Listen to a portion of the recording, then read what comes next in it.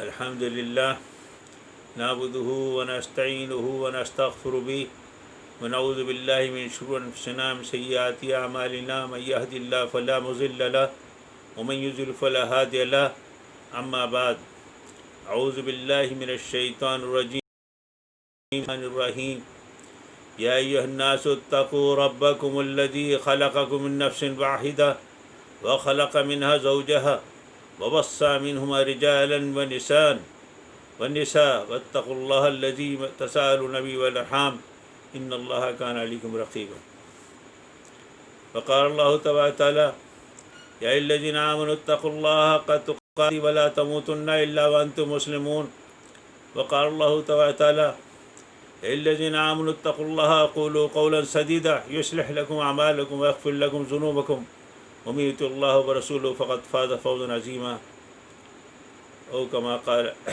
صدق اللہ العظیم۔ میرے محترم بزرگوں دوستو، یہ 3 آیتیں ہیں۔ سیدنا محمد صلی اللہ علیہ وسلم نے نکاح کے موقع پر ان 3 آیتوں کا انتخاب کیا، اور خطبہ نکاح میں ان 3 آیتوں کا آپ کا پڑھنا اور آپ کا انتخاب عجیب غریب بات۔ قرآن میں 7 جگہ نکاح کا صراحتاً تذکرہ ہے۔ سیدنا محمد صلی اللہ علیہ وسلم نے کسی ایک آیت کا اس میں ایسے کا انتخاب نہیں کیا جس میں نکاح کا تذکرہ ہے، اور رسول اللہ صلی اللہ علیہ وسلم کا انتخاب، لیکن ان 3 آیتوں میں پورے نکاح کے تمام احکامات بیان کر دیے گئے۔ میں تفصیل میں نہیں جاؤں گا اس وقت، بہت مختصر ایک تمہیدی بات عرض کروں گا، اس کے بعد میں مسلسل انشاءاللہ نکاح کے بارے میں اس کے تمام احکامات بیان کرنے کی کوشش کروں گا۔ اس کی طرف توجہ میری اس طرح گئی کہ ایک بہت دیندار ہمارے ایک دوست، بہت باشرع، بہت دین کے کام میں لگے ہوئے، معلوم ہوا انہیں نکاح کے بارے میں معلومات ہی نہیں ہے۔ ان کے بارے میں معلوم ہوا 6 مہینے سے ان کی بیوی سے گفتگو نہیں ہے، بول چال بند ہے میاں بیوی کے درمیان۔ میں نے ان سے پوچھا بھائی کیا بات ہے؟ بولے میری ماں کی خدمت نہیں کرتی وہ۔ اتنی دیندار، مجھے حیرت ہوئی۔ میں نے آپ سے کس نے کہا کہ آپ کی بیوی کے اوپر آپ کی ماں کی خدمت ہے؟ بولے ارے بھائی واہ، یہ کیا بات ہے؟ ہم حکم دیں، میں نے آپ ہر طرح کا حکم نہیں دے سکتے۔ بیوی کے اوپر آپ کی ماں کی خدمت نہیں، آپ کے اوپر ہے ماں کی خدمت۔ بالکل غلط آپ نے سمجھا اس بات کو۔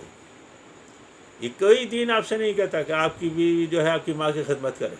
وہ اگر کرے تو اس کی مہربانی ہے، مہربانی ہے، وہ کرے، اس کا اخلاق ہے، لیکن اگر نہیں کرے تو آپ زبردستی سے خدمت نہیں کرا سکتے۔ عجیب غریب بات، مجھے اس قدر حیرت ہوئی کہ ایک دیندار آدمی دین سے لگا ہوا، بہت سی باتیں اس طرح کی بیچ میں پیش آتی ہیں کہ ذرا سی پھانس ہوتی ہے، اسے نکالنے کی ضرورت ہوتی ہے۔ ایک بہت پڑھی لکھی دیندار لڑکی اپنے ایک بزرگ کے پاس شکایت لے کر پہنچی کہ میرے ساتھ بہت بد اخلاق ہیں، انہوں نے پوچھا بیٹی تمہارے شوہر کیسے ہیں؟ وہ تو بہت ہی اچھے ہیں، بہت ہی محبت کرتے ہیں، بہت ہی تعلق ہے انہیں، کسی چیز کی طرف اشارہ کر دوں میں خریدنے بھی نہیں چاہتی لیکن زبردستی خرید لاتے، بہت محبت کرتے۔ بولے گھر ور کیسا ہے؟ ماشاءاللہ نوکر ہے، چاکر ہے، بنگلہ ہے، کوٹھی ہے، کار ہے، سب کچھ ہے، لیکن ساتھ بہت بد اخلاق۔ ان بزرگ نے پوچھا بیٹی تمہیں وہاں پر بیاہ کے کون لے گیا تھا؟ بولے ساس آئی تھیں، وہی پسند کر کے لے گئی تھی۔ بولے بیٹی فرض کرو ساس تو تمہاری بہت با اخلاق ہوتی، شوہر روزانہ جھومتا ہوا آتا شراب میں اور 2-4 ڈنڈے اور گھوسے لاتے تمہارے لگاتا، اس ساس کی وجہ سے تمہیں اتنا اچھا شوہر مل گیا، اتنا اچھا گھرانہ مل گیا، اتنے نوکر چاکر، سب کچھ فیسلٹی، تمام آرام اسی ساس کی وجہ سے مل گئے۔ بس پڑھی لکھی لڑکی تھی، ذرا سی پھانس تھی، وہ نکل گئی۔ بولی نہیں میں بالکل سمجھ گئی۔ نا بیٹی ایسا ہے، اگر تھوڑا برداشت کر لو گی اور تھوڑا سا تو جھک جاؤ گی تو کوئی ایسی بچھو نہیں ہوتی ساس کہ زندگی بھر تمہیں ستائے۔ یہ 2 مثالوں سے میں بات لے کر یہاں سے چل رہا ہوں کہ 2 مثالیں میں نے دی، ایک پڑھی لکھی چاہے بہت دیندار نہ ہو، ماڈرن سوسائٹی کی لڑکی، ایک دیندار، دونوں کو نہیں معلوم تھا کہ وہ بیوی سے کیا کام لینا چاہیے کیا نہیں لینا چاہیے، انہیں یہ نہیں معلوم تھا گھر میں کس طرح نبھا رہنا چاہیے۔ سینکڑوں باتیں اس طرح کی پیش آتی ہیں آج کل، ساس اور بہو کے درمیان کے جھگڑے، ساس اور نند کے درمیان کے جھگڑے، بہت سی چیزیں اس طرح کی پیدا ہوتی ہے کہ مسائل نہیں معلوم لوگ، مسائل نہیں معلوم۔ سیدنا محمد صلی اللہ علیہ وسلم نے 3 آیتوں کو جو انتخاب کیا، اس میں نکاح کا ذکر نہیں ہے، لیکن ان آیتوں کی انشاءاللہ میں جب تشریح کروں گا تو آپ کو معلوم ہوگا جتنی نکاح کے لیے جتنی احکامات کی ضرورت، جتنی چیزوں کی ضرورت ہے، وہ ان 3 آیتوں کے درمیان میں آپ صلی اللہ علیہ وسلم نے بیان کر دیا۔ اکثر نکاح کی مجلسوں میں میرا معمول ہے ان 3 آیتوں کی تشریح کر دیا کرتا ہوں، آئندہ انشاءاللہ ان آیتوں کے بارے میں بیان کیا جائے گا۔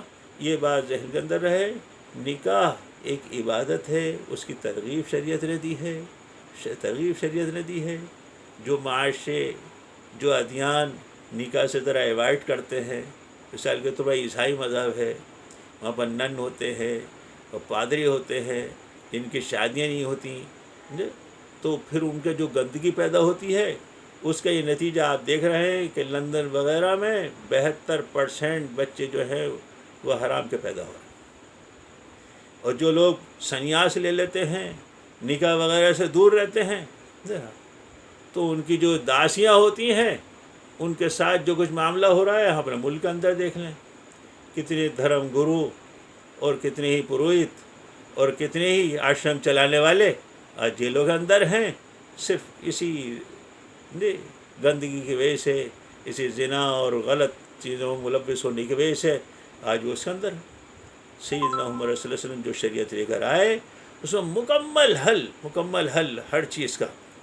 نکاح ایک ایسی عبادت ہے، ہمارا تو یہ بتایا گیا ہے ایک شخص کا ایمان ادھورا ہوتا ہے اگر نکاح سے پہلے، نکاح کرنے کے بعد نماز کا اجر پورا، روزے کا اجر ڈبل، حج کا ہر جتنی عبادتیں کرے گا اس کا ایمان مکمل ہو گیا اور ہر چیز کا اجر اس کا بڑھا دیا جاتا ہے۔ اسی وجہ سے سیدنا محمد صلی اللہ علیہ وسلم نے نکاح، آپ نے اس کی ترغیب دینے کو۔ آج ہمارے معاشرے میں مسئلہ یہ ہے، کہتے ہیں کہ صاحب وہ حالات ہو جائیں جب شادی کریں گے، اور قرآن کیا کہہ رہا ہے؟ ان تکونوا فقراء یغنکم اللہ من فضلہ، اگر تم فقیر ہوگے اللہ اپنے فضل سے تمہیں مالدار کر دے گا۔ عجیب و غریب بات، ایک بات مجھے ابھی بھی یاد آئی، سیدنا محمد صلی اللہ علیہ وسلم کے پاس ایک صحابی آئے اور آ کر عرض کیا، یا رسول اللہ میرا کاروبار نہیں چل رہا، میں بہت پریشان ہوں کاروبار کی طرف سے۔ آپ نے تمہاری شادی ہو گئی ہے کہ نہیں؟ جاؤ نکاح کر لو۔ آج اگر کوئی عالم کسی بے روزگار کو مشورہ دینے لگے شادی کر لو، وہ نہ صرف وہ بلکہ ان کا پورے برادری اور گھر و خاندان والے اس عالم کے پیچھے پڑ جائیں گے کہ آپ نے اسے مشورہ دے دیا، ایک تو خود ہی کھانے کو نہیں تھا، بہرحال انہوں نے رسول اللہ نے کہا تو انہوں نے نکاح کر لیا۔ چند دن بعد آئے، یا رسول اللہ میرا کاروبار تو نہیں چلا، اور اب تو ایک خرچہ اور بڑھ گیا میرے اوپر، اب آ کے سنیے، کہا ایک نکاح اور کر لو۔ آپ غور کریں، وہ خود بگڑ جاتے اگر آج کل کے کوئی مولوی کوئی عالم انہیں مشورے دیتا تو۔ بہرحال حضور نے کہا تو انہوں نے ایک نکاح اور کر لیا۔ کچھ دن بعد پھر آئے کہ رسول اللہ میرا تو کاروبار نہیں چلا، آپ نے ایک نکاح اور کر لو، انہوں نے پھر کر لیا۔ اب تیسری جو دلہن آئی اس نے، اچھا سب لوگ بیٹھ کے آتے ہیں، اس کے بعد جھگوں کا کاروبار تھا، ہمارے ہاں جو پلہ کہا جاتا ہے اسے جھوا، اس کا کاروبار تھا، وہ بنے جایا کرتے تھے۔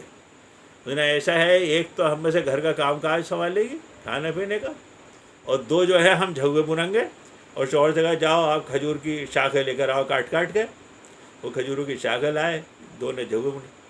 روایت میں آتا ہے 3 مہینے کے اندر مدینہ منورہ کا سب سے بڑا جھووں کا کاروبار ان کا تھا۔ ان تکونوا فقراء یغنکم اللہ من فضلہ، اگر تم فقیر اور غریب ہو گئے تو اللہ تعالیٰ تمہیں اپنے فضل سے مالدار کر دے گا۔